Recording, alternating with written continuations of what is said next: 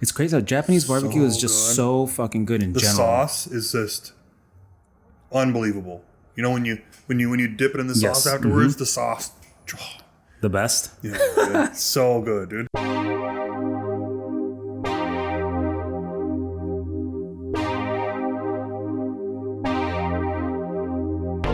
Welcome back to the All Luck, No Skill podcast. Thanks again for joining us. Before we get started, just want to say don't forget to hit that like and subscribe button and hit the notification bell so you know when every episode comes out.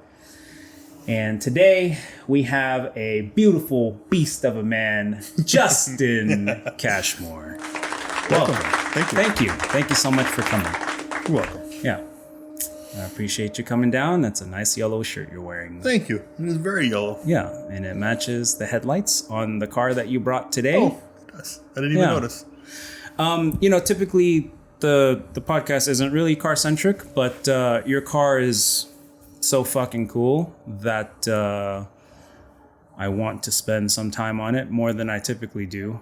But before we get started, maybe you want to plug yourself a little bit. Maybe you got your Instagram, or maybe your car is going to be showed somewhere soon. Yeah, sure. My name is Justin Cashmore, like you said. My Instagram is Ox Taco, just like it sounds, Ox Taco. And it's going to SEMA again this year, which is very strange.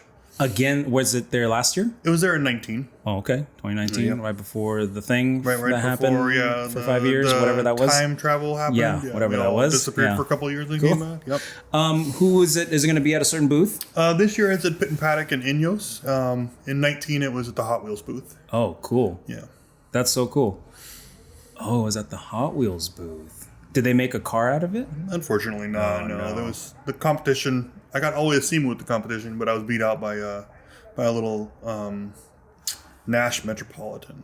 Oh, really? Yeah. Huh. That's so cool, though, to be able to have your car at the Hot Wheels booth. And this year, when's it? November, right? And next week. I leave. Next week. Yeah. Oh, yeah, November. Yeah. After So I leave Halloween. the 2nd of November, yep. To head out there, and I'm there all week. Cool. Okay. Can you tell us a little bit about the car that you brought? I certainly can. Okay, perfect. It is a 1960 Renault Dauphine. I found the shell of it in the desert. It had been in the desert for just a few days, since the late 60s until 2017 when I got days? it. Uh-huh. Yeah, a couple days. Great. Wait, so sorry. So tell me about that. Like, how did you find it? Okay. Were you looking for it? And why was it sitting there since the 1960s? Because These are all valid questions. Thank you for asking. yeah, of course. So how did I find it? I look at, like everybody else, we all have a problem looking at Facebook Marketplace. Oh, the worst. And my search criteria on Facebook Marketplace is all weird stuff. Okay. Yeah, I'm not looking for like a pedestrian normal car when I go on there. I'm always looking for just the oddest stuff possible. Okay. And I like a lot of Euro cars, but I like JDM too. But this one, I was looking for a project to start that I wanted to do something fun and engaging and not something I'd ever seen before, something that's very visceral to drive. So I had the idea of the race chassis that it has in it with mid-engine VR6 before I had the idea of the car. So I was going to do it in a Volkswagen Thing. You know what a Volkswagen Thing is? Yeah, it's like the four-door Convertible, little off-road looking vehicle. Yeah. Uh-huh. Yep. Very boxy. Looks like a shipping box. Yeah. I was gonna do that, and I was gonna have it slammed on the ground, and I just thought it'd be really cool to have just sunglasses on and the windshield down, and just bombing down the highway. You know. Yeah. But those prices for those at the time had gone outside of a reasonable amount to just buy to cut up, you know. Right. For a decent one, we're looking like $5,000. For a rust bucket, still looking like $2,500, you know. Wow. So that wasn't feasible. So I was like, it doesn't seem so. That the cool factor to the money doesn't really make a whole lot of sense. Yeah. And I wasn't really in a hurry to get into the project. So I just kept thinking, and I was thinking maybe a Carmen Ghia, but I've never been a huge fan of Carmen Ghias. They're cool looking cars. Don't get me wrong. But I've never been like a huge fan of Carmen Ghias. Okay. Then I thought of some older BMWs, like a 1600 or something like that would be a pretty cool car. Yeah. But then I was like, well, a lot of 1600 race cars out there, you know. And then I was just, patrolling marketplace like everybody does, and this popped up as old European car in a field. And I was like, oh, that's cool. Like, oh, really? They didn't even have listed on there. Like, the person selling it didn't know what it was. No idea. So the story behind the car and why it ended up out there, that probably makes sense to tell right now, is that back in the 60s, a husband and wife owned this property out there, and he bought this car to fix another car. That's what kind of came out over time that I learned. Okay. He bought this car to fix another Dauphine that he had. And then this one just sat on their property in the desert, partially stripped. The engine was out, transmission was halfway taken apart, fuel tank was out for, so late 60s to 2017. Wow. 50 years, Yeah. It's just sitting in the desert. Yeah. But she's old. He passed away years ago. Mm-hmm. And they were clearing the property off. So they hired a company to go out there and level the property. This is 2.5 hours east of Temecula. Okay. So literally the middle of the desert. Yeah. Nowhere. Like in that area, there's a bunch of little ranches that people have, Mm-hmm. but they're like not really ranches. They're just Right. like trailer homes Right. on random property. Yeah. So she'd hired a company to go out there, level the property, and get rid of all the junk. Right. Take the old barn that was out there down, get rid of all that stuff. And in the process, that company would just list things for sale that were on the property. There's an old bulldozer out there. Had like old World War II bulldozers out there for sale. Kind of like an estate sale. Yeah, but not kind of. Yeah. But there's not enough good stuff to have in an estate sale, right? Right. Just a bunch of trash. Yeah. They listed this on Facebook Marketplace, and they weren't flexible on the price though, which is really strange. I got out there and they wanted $700 for it, and the guy was like, "No, it's gonna take $700 to get it." That's so weird. All right, man, whatever. I'm gonna pay that because it's cool. Yeah. But they listed it on there. No idea what it was. No idea what year it was. Just that it was an old European car. Yeah. Because it didn't have the front badge, and the badging on it was all taken off and inside, so there wasn't really any exposed. Like this is a Renault Dauphine. What it is. Yeah. So they listed it on Marketplace for sale, and that's when I saw it and went out there and get it and bought it. So, Wow. that's the story behind how I got the shell of the car. Okay, so you're not inherently like a Renault fan or anything like that, or a No. French car fan. So I'm not inherently any car fan. I like all kind of cars. There's some cars that I'm not a fan of, right? Right. But for the most part, there's plenty of old Japanese cars. Sure. Who doesn't love a Hako, or who doesn't love a Mazda Carol, or who doesn't love old school cool Japanese cars, right? Yeah. But I grew up as a Euro guy. I grew up Volkswagens and BMWs and air-cooled Volkswagens and water-cooled Volkswagens,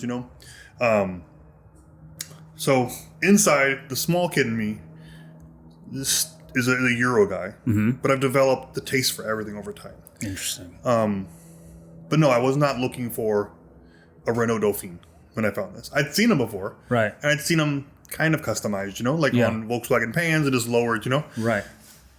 But I wasn't like on the hunt for a Dauphine. But you knew that you wanted to buy something to be able to cut up to make it your own. Yep, and I wanted something different. Mm-hmm. I appreciate different cars. So It's different. I could have gotten like a Simca, the Simca is a Spanish car, or I could have got a Fiat or something cool from the period, or an Alfa or something cool that would have also filled the same set of coolness that I want, Right. Or even a Peugeot, older Peugeot would be cool, Right. But this is what came up. Yeah. When it comes to patina, my favorite colors was patina or blue and green. This is like a blue green, so it was cool. like the perfect combo, because blue and green looks really good with rust. Blue like your beautiful eyes. Oh, thank you very much. Yeah. I don't know if the camera's picking it up, but piercing blue eyes. Piercing blue eyes. Yeah, that's That's how I ended up with this particular car, this particular shell for the car. I see. So when you saw it, you were like, okay, why not? Not necessarily like, that's the one. Yeah, pretty much. That's cool. Yep. Wow. That one will check all the blocks that I like. Cool. Ugly son of a bitch, but when I got it, it was terrible looking car. I'll put some regular stock Dauphine photos up so people can see what it actually looks like, and then I'll have you open all the hoods and stuff so I can get some B-roll shots of it. But yeah, this thing is crazy. It's nuts. And it's powered by a Volkswagen VR6. Volkswagen VR6. Out of a MK4. MK4 GTI, so it's a 2.8 liter VR6. And why that instead of like a 1.8T or a TDI? Well, that in the larger scheme of it, right? Not just in the Volkswagen engines. I needed something that would fit where the back seat used to be, right? And then I wanted it. So I built the whole purpose of building the car was to have something that had a visceral feeling to it. You know, when you're driving it, it feels like a fast car, even if it isn't super fast. You know, it feels when you're cutting the canyons up and you're jamming into the throttle. It feels and sounds like it's an aggressive car. Right. It is very aggressive. Don't get me wrong. Sure. But a lot of engines don't have a great sound to them. You know, a lot of 4-cylinder engines, not the best sound. Right. Let's be honest. Like a lot of the tried and true engines that we like, maybe not the greatest sounds in the world. You know. Yeah. And I couldn't fit a 1JZ in it. That's honestly, that would have been crazy. Honestly, the 1JZ is my favorite sounding. It sounds engine. so good. It is the perfect sounding engine when it's ripping, when it's high RPMs. My favorite sounding engine. But the VR is really close. And it sounds good too. Yeah, absolutely. Not close in like sound, but close in the amount that I like the sound that it makes. Right. Right. Not that they sound close. Yes. But the way my appreciation for both of them. Of it, yeah. My appreciation for both of them is very, very close. Right. They both have a very, very crisp and specific sound to them. I do remember thinking how back when MK4s were a big thing and everyone did the Bowser hood and everything, the VR6 with an exhaust always sounded so cool. Yeah. Really good. It's got a really good sound to it. Yeah. And it punches with the sound, it punches way above its weight for price range. Right? In order to get that kind of a level of sound on something else, you would need a very expensive V8 or a very expensive, you know, even a Porsche Flat Six. Like my 911 doesn't sound, in my mind, and it's straight piped. It doesn't sound nearly as good as this does. Right. You know? How much of this car is still a Dauphine? Not much. Not much. Anything metal on the outside is about it. And that's it. That's it. So fenders, there's not much fender left. In regards to fenders and quarter panels, the only part of the fender that's still there is the top edge of the fender, a tiny bit of the back of it, like down to the trim level, and then this little bitty strip in the front. That's all there's left on fenders. Okay. Hood's factory, roof's factory, deck lid's factory, rear end it's factory. Quarter panels are just like the front. Most of them are gone, just the top strip. So you built your own frame around it? Yes. I built my own frame and then put the car on top. So I built the frame with the car in mind. Obviously, I had to place the engine in the right location. I had to place everything in the right location to fit into this particular car. So it's not like I modified the car. Well, I did. It's not like I modified the car to fit the frame completely. So I extended the wheelbase forward 2.5 inches and I moved it back 2 inches. Oh, just to make it a little bit longer. Just to make it a little bit longer. Because it's a really short car. Yeah. If you look at it in its factory configuration, there's quite a weird, like, no chin looking front end on, you know? Yeah. But there's also to give me leg room. Right. Because in the front, it's the rack of pinions in the way. And if I wouldn't have done that, I wouldn't have had any leg room in the front. And in the back, I had to move it back to give me more room for my seats. So I had to give myself room because instead of it being a back seat with 2 small French children in it, now there is a Volkswagen VR6 there. Right. You know? And the 6-speed transmission along with it, and the radiator is right behind me. So you also put a full cantilever suspension setup in it. The full custom suspension and cantilever. The arms and the spindles and everything is, what did you piece together to make it all happen? So the lower control arms are marked. So the full frame and full rear subframe are all tube frame that I made. Okay. The lower control arm is a pretty much straight takeoff Mark IV GTI or R32, Mark IV or Volkswagen R32. Okay. Both front and rear lower control arms for that. Okay. The upper control arm in the front is an A-arm that I made, and it goes to a modified Mark IV R32 hub. Okay. Right? That I've modified the stub axle to where there's no half shaft portion on the inside. It just I cut the whole CV shaft off, CV off the inside of it, smoothed it. Now it's just smooth on the back. Yeah. So that's modified to accept a large Heim joint on top to make it an A-arm, and then the rear is a Mark IV Golf hub that I modified that I modified in order to have 2 Heim joints. So it's an Right. H arm and it's back on top Right. instead of an A arm. So it has the camber adjustment and toe adjustment for the rear are on the upper arm. Gotcha. So you adjust the Heim joints in order to make the toe adjustment and camber adjustments. Wow. And it's a bone stock VR6? It is very well. I mean, it's got a United Motorsports tune on it, and Okay. it doesn't have any of the government regulations on it anymore. You know, Gotcha. but aside from just that, it's 100% stock. I mean, Wow. there's a Peliquini LSD inside the transmission now, so it's a torsion LSD in there. Gotcha. It's got a South bend clutch on it. But it's one of those things where the weight to power ratio is obviously... So it's like 2,200 pounds Wow. with 200 maybe on a good day 220 horsepower. So it's But not. I'm sure it feels It amazing. rips. It Yeah. rips. It's geared well.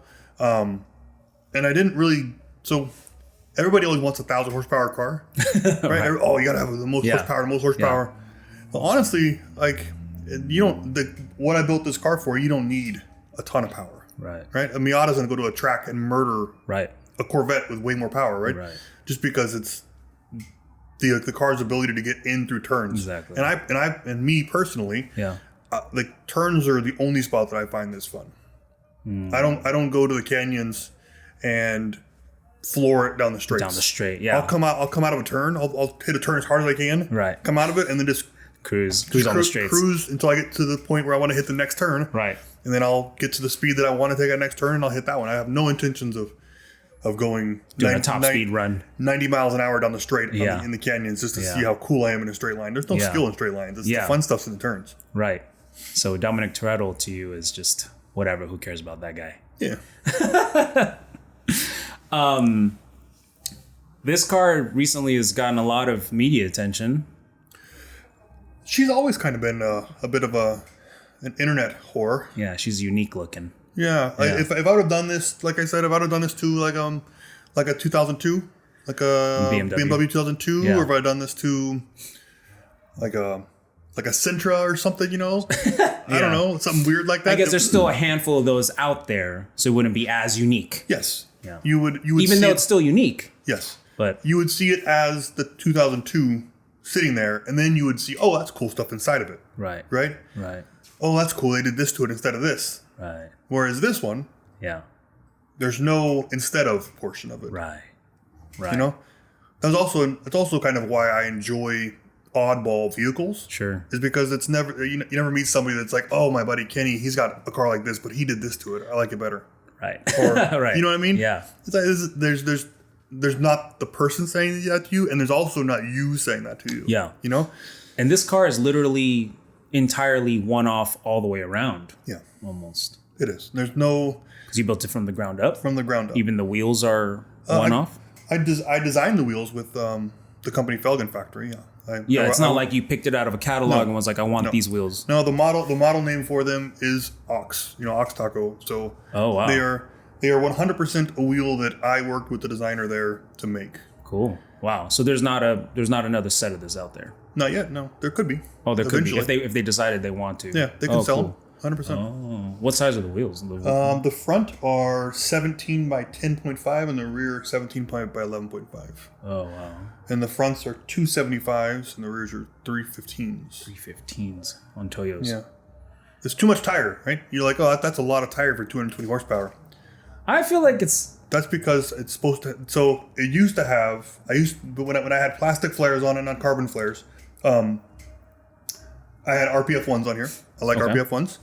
A lot of people don't. I do. I had those on here, and I only had 235s on the rear, and it being a mid-engine car. Oh, yeah. You don't ever want to have too much power for a mid-engine car because it's snap oversteer. No matter what you do for a mid-engine car, no Like matter an how- MR2. Yeah, exactly. Like an MR, like any mid-engine car, you're Yeah. always going to have that risk of snap oversteer, Right. right? Just like your 911, just like my 911, Sure. they're also known for snap oversteer, right? Anytime the weight of the vehicle is behind the driver, there's always a chance of having snap oversteer. So I never wanted to put more power into it when it was 235s because I was right at the limit. I could go to the canyons Right. and really push the car and get it sliding through a turn a little bit, but it was just enough power to where it always felt recoverable. I see. You know, I was never spooling the tires up enough to where it felt as though I was gonna, you know, right. And as soon as you let off, it'll boom. Yep, snap back. You know, so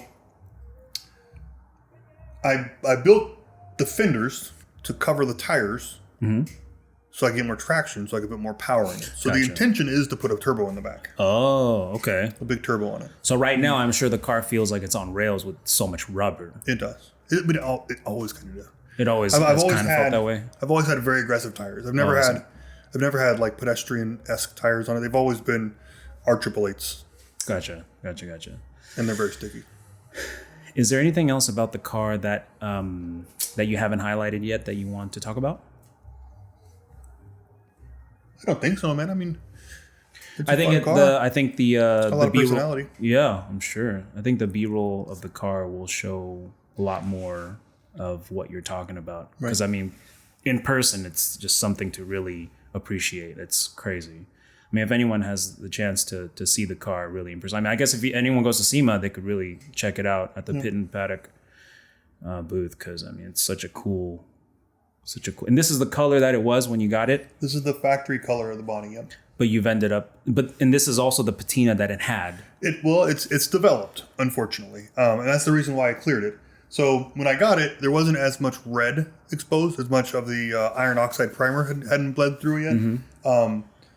But the paint was so oxidized from sitting out there. So when I got the car, I imagine you could probably throw in the B-roll a photo of when I got the car. You know? Sure, yeah. It was almost primer gray colored. Okay. Just because the paint had oxidized to the point at which the whole upper layer of the paint was dead. Like a powder blue kind of. Very, very light powder blue, right? So when I first got the car, I just Scotch-Brighted all that off. That's all you can do to that dead paint. Is just Scotch-Brite it all off. And that took it down, and it was still pretty decent. There wasn't a lot of red on the hood. There wasn't a lot of red on the seams. But just over time, washing it. I mean, I've put 10,000 miles on the build. No way. Yeah. So I almost daily drove it for like 3 years from here to Camarillo. So like Dude, that's 40 crazy. Minutes, you know, like 35-minute drive back and forth. Cool. You know? I mean, why not? You built it, drive it. And it's a pedestrian motor. That's the advantage of having an engine that you could throw away if you have to. Like, yeah, that's right. I remember the day I met you. You literally, you want to hear it? Boom! You started up. Boom! Fucking revved it, floored it to the moon. Yeah, why not? Yeah. Yeah. If it detonates, I can go get another one of these exact same motors for $1,000, no problem. Yeah. You know. Yeah. But I drove this. I put right at 10, like it's like 9,800 and something on the odometer right now. Wow. But the odometer is GPS, and sometimes it doesn't work. So I'm probably well over 10,000 miles. You know. Yeah. But so you know, I washed it many times. So getting back to the paint, right? Yeah. I washed it a lot of times over that time period. You know, and every time I would wash it, the bucket would be blue. Every single time. So I'd have like a blue bucket at the end of it. So I was washing all the paint off over time. So the patina, yes, it has progressed over time. It has become more red, more exposed, which I'm not a huge fan of. That's why it's cleared now. So I'm not a huge fan of it. Gotcha. So you wanted to overboard. Stop it. Yeah, I wanted to halt the progression of the patina where it was. So that's why it's cleared now, really, really shiny. Yeah, I think when I first met you, it wasn't cleared, and I thought that looked cool. But this also looks cool. I think so. Because I think at that time you still had the carbon flares, and they were just carbon. Raw carbon. I drove them for a little while, raw carbon. I mean, 100% looks definitely better color matched. And it's cool how some of the patina shows the carbon coming through. The reveal of the carbon. Yep, that's a cool touch. Yeah. So I had it. I always had intentions of painting them and doing a light, like 60s-ish race livery on it. You know, vintage style race livery on it. But when I had them raw carbon for a while, I 100% knew that wasn't the look for the vehicle because it just looked like, you know, you played old video games and like the next character would be just all like just a shadow, like a silhouette. Yeah. So from the side of the car, it just looked like there was big holes missing. See, it didn't blend correctly. Yeah, like you hadn't selected the body kit you want on your car. Car wasn't unlocked yet. A midnight club or whatever, you know. So like, so I painted them, and then when I painted them initially, I just had them painted fully, not patinaed at all, just painted and taped and, you know, masked off correctly and all, and I removed it all. And then again, I knew that wasn't that wasn't the right answer either. Right. Because they looked fresh and clean. Yeah. And the car looked aged and beat. Gotcha. But you know, I from the beginning, if I, you know, to be honest, this was the end result that I was going for, was patinaed look. Right. Faux patina. Right. Which, as much as I hate faux patina. Which it's funny because no one can say, it's just faux patina, but because the car already had patina, right. But you had reasons behind it. Good reason behind it. Yes. The car's patina, the metal portion of the car's patina is real. What I added to the car on the fibers, needed the carbon fiber wide bodies, fenders, and like the roundels or the bullseyes needed to match the car, right? So I had to patina them in the same way, right? So I did the same iron oxide primer. I cleared the fenders a whole bunch so there wouldn't be any pinholes or wouldn't be any carbon weave showing through. So I can make it nice and perfectly flat. Sure. So when I did patina it back, it didn't have like a weird mesh to it. Right. And then I iron oxide primered them, and then I color matched them, and then I patina them back. Looks so good. I mean, it came out perfect. Yeah, I think it came out pretty well. I like how you're so modest. It came out pretty well. It did. Okay. Well, I appreciate you bringing the car, man. So sure, man. Let's just switch gears for a second and talk about your luxurious beard. Beard. Okay. Yeah. How long have you been growing that for? Well, I retired from the Navy in 2019. So in August 2019 was the last time I shaved. Seriously? Yeah. And that's just, you don't trim it or anything. That's just how I clean the bottom sometime. You know, Okay. so I do a lot of welding, and I'll burn the center of it up. So if you notice when you look at it, it's a little bit way. it's a little bit just in the middle? shorter here, right? Because when my welding hood is down, that pokes out like that. Oh, that's so and funny. I'll be welding it all. Yeah. I'll be like, oh, that smells. Something's happening right here. Or I'll drag it across. Like if I'm taking on something, I'm trying to get into the hole with the thing, with the torch. Yeah. And I'll drag it across the part that I've already welded. And like, there we go. There's some burn. That's so funny. Is food and stuff ever get caught in it? How do you eat ramen? So I have this. So mine grows in a weird way where this little portion here, the little flavor saver, curls up. So that gets trimmed on a regular basis because it is no friend to food. Yeah. Because when I open my mouth, it just curls up and gets in the way. Like nope, over and over. Oh. So yeah, there's always food in it. That's why your flavor saver smells like my ass. Yeah. What? I don't know. That's crazy, man. It's such a, Yeah, it definitely comes in homeless looking. It definitely goes out a lot. So I have to trim down the sides. Homeless looking. Yeah, like just bushy. And I don't have like, you see guys that have like a beard that's like straight down. Like it doesn't really come out a lot. Mine comes in like this. Oh, I see. Like Santa Claus looking. Gotcha. That's awesome. Any plans on shaving that off at some point? No, probably not. I mean, I might. No, I think it's a good look. You probably shouldn't. It's a good look. I mean, I'm handsome under it too. I can't complain. Yeah. No, I'll I'll probably end up shaving it eventually. Just going back and forth. Okay. The last time that I did not have a beard, my daughter was 2. So she would probably not recognize me. That'd be crazy. That'd be crazy. Boom, you shave it off and just show up. Just show up one day to pick her up from school, and she'd be like, "You're not my dad." Yeah. What's the safe word? What's the safe word? Holy shit. You said you retired from the Navy. The Navy. Yep. 2019. Thank you for your service. No worries. We all do our part. How long were you active for? Tune in next week for part 2 with Justin Cashmore. Thanks for listening to the All Luck No Skill podcast. All Luck No Skill is produced and edited by VBG Solutions. Logo design and illustration by Mirage Native. Theme song is Let's Ride by White Hot. You can watch video episodes of All Luck No Skill at youtube.com/ChunkyPoo.